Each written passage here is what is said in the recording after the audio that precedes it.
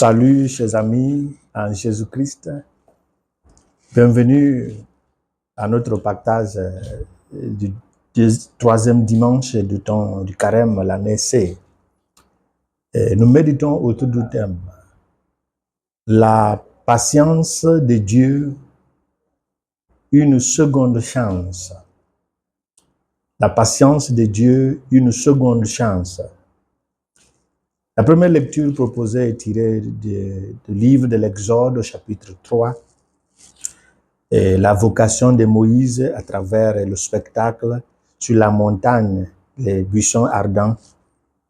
Et deuxième lecture nous parle d'une lecture de l'expérience du désert entre Moïse et le peuple de Dieu, et selon Saint Paul, sa lettre aux Corinthiens. De l'évangile tiré de l'évangile selon Saint Luc, chapitre 13, verset 1 à 9, nous parle des Galiléens massacrés par Pilate, et ensuite la parabole du figuier stérile. En parlant de la patience de Dieu, une seconde chance. C'est pour nous dire que une fois que Dieu marque une pause face aux dérives de l'homme, de l'humanité, il y a forcément quelque part un événement, quelqu'un, des personnes qui se tiennent entre Dieu et l'homme pour lui dire de prendre pitié. Et c'est Dieu toujours qui initie la démarche du retour de son peuple, malgré leur éloignement. Donc, en revenant à la patience de Dieu qui est une seconde chance, la parabole du figuier stérile nous aide. Un homme a planté un figuier bien entretenu avec des engrais, expectant de bonnes récoltes. Mais ce qu'il a trouvé, c'est des figuiers stériles qui n'ont rien donné. Il a voulu détruire.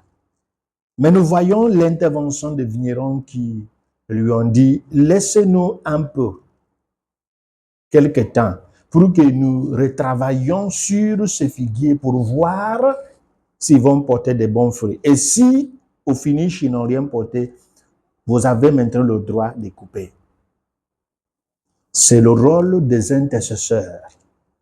C'est le rôle de l'Église.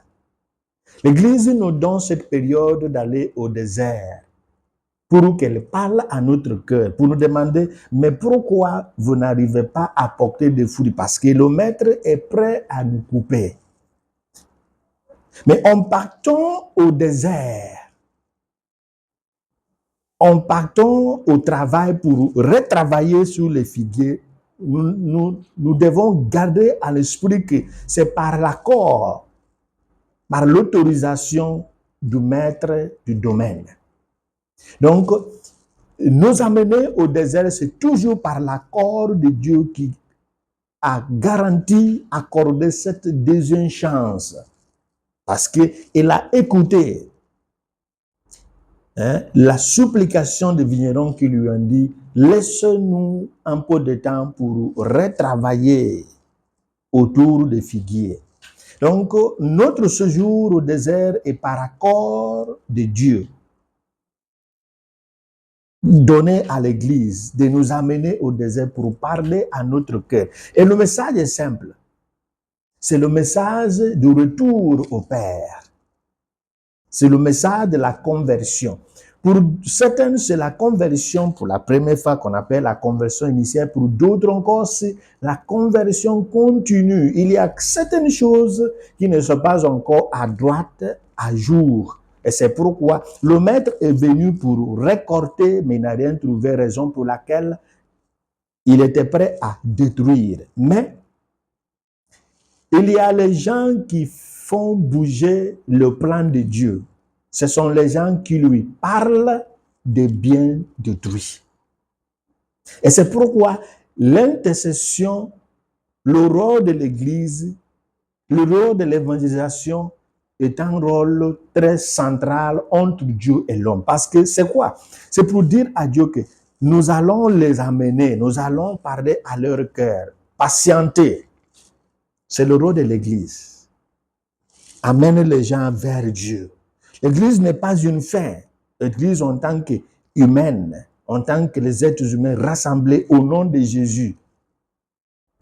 C'est pour dire à Dieu, patiente un peu, nous allons les amener vers toi. Nous allons travailler, nous allons nous mettre au travail pour qu'ils puissent penser de nouveau à toi.